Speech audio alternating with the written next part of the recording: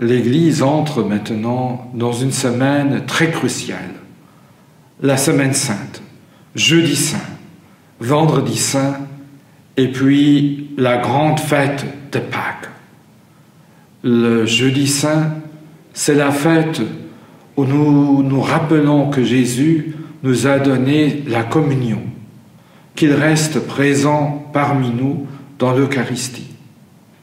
Le vendredi saint, c'est la journée de la mort sur la croix. Et puis, après 3 jours d'attente, Pâques, c'est la résurrection, c'est l'explosion de la vie. Le vendredi saint, jour de douleur, le Christ, homme des douleurs sur la croix. Et nous savons nous-mêmes que notre vie n'est pas sans peine, n'est pas sans douleur, n'est pas sans deuil. Ce jour nous permet de mettre toute notre misère humaine, le deuil que nous portons pour des amis, pour des gens de notre famille, le mal que nous avons dans nos cœurs à cause de séparation, parce que nous nous entendons plus dans nos familles, dans nos communautés, puis la maladie qui vient de notre vie, tout cela, toute notre peine, nous pouvons le mettre sous la croix de Jésus. Parce que Jésus est venu chez nous par amour et il souffre avec nous.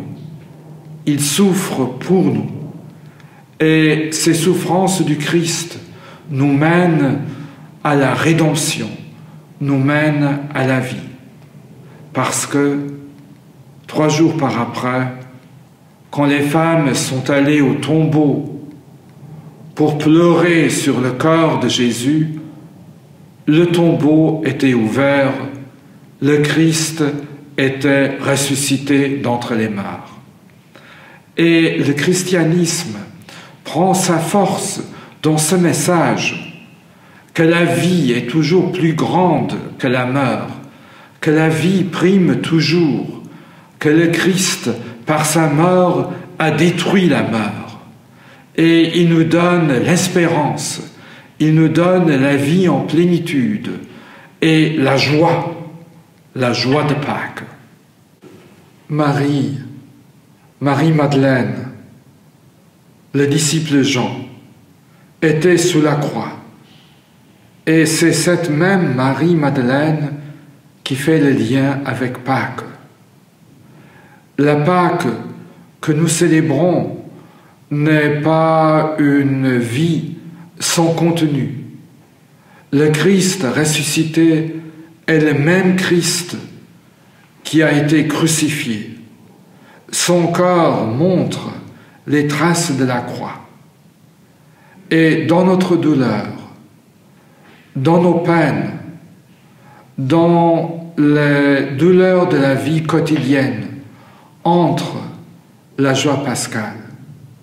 Pas pour, je dirais, éliminer la douleur ou la peine, la maladie, la souffrance, non, mais pour la transformer, pour nous donner la joie de Dieu, la joie du Christ, même dans ces moments de douleur. Je souhaite à vous tous une bonne fête de Pâques, une Pâques pleine de vie, une Pâques pleine d'amour, une fête de Pâques pleine d'espérance, tournée vers l'avenir. Le Christ ressuscité soit toujours avec vous.